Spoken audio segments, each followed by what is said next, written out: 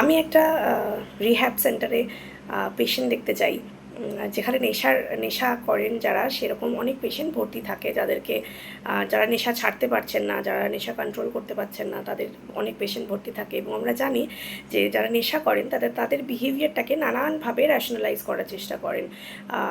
তারা অ্যাকচুয়ালি বোঝানোর চেষ্টা করেন যে এটা আসলে স্বাভাবিক বিহেভিয়ার। তারা এই বিহেভিয়ারটার মধ্যে কোনো খারাপ কিছু দেখতে পান না, তাতে যে তাদের অনেক ক্ষতি হয়ে যাচ্ছে সেটাও তারা দেখতে পান না। তো অনেক রকমের কারণ বলেন।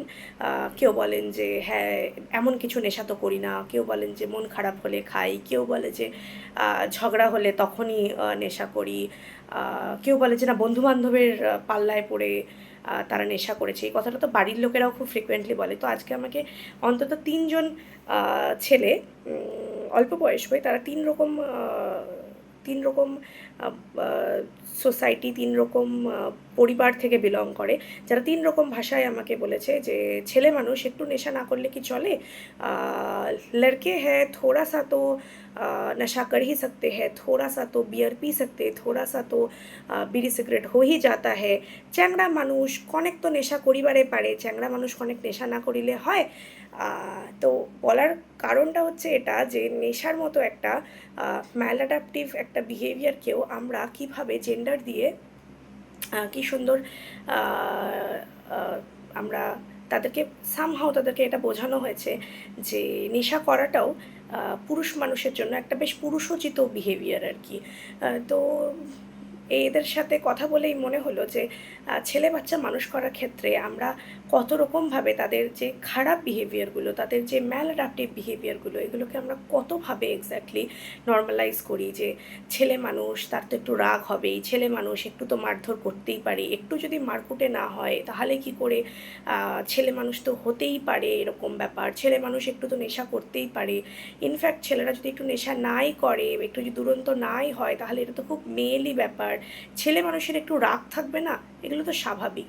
তো এইভাবে যে আমরা ছেলেদের ম্যালঅ্যাডাপটিভ বিহেভিয়ারগুলোকে ছোটোবেলা থেকে তাদের মধ্যে এই জিনিসগুলোকে ঢুকিয়ে দিই যে এগুলো আসলে খুব পুরুষোচিত, খুব বীরত্বের একটা ব্যাপার, এবং ছেলে মানুষদের এগুলো হওয়াটাই স্বাভাবিক।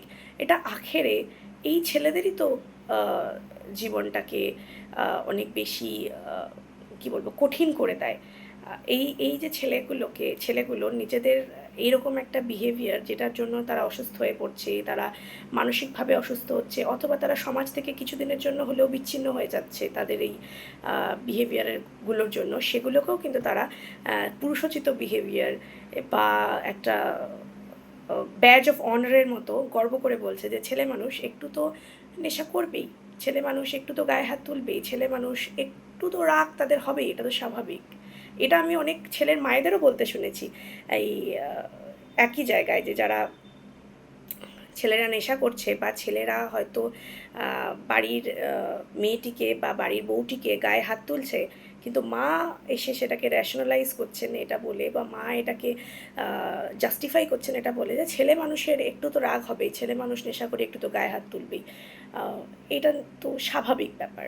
কিন্তু এটা স্বাভাবিক ব্যাপার নয়। ছেলেদেরকে এইভাবে মানুষ করবেন না যে তাদের খারাপ অভ্যাসগুলোকে আসলে ছেলেদের মধ্যে এগুলো স্বাভাবিক বলে যদি আপনারা জাস্টিফাই করেন, তাহলে সেটা আখেরে আপনার ছেলের জন্যই ক্ষতিকর হয়ে যায়।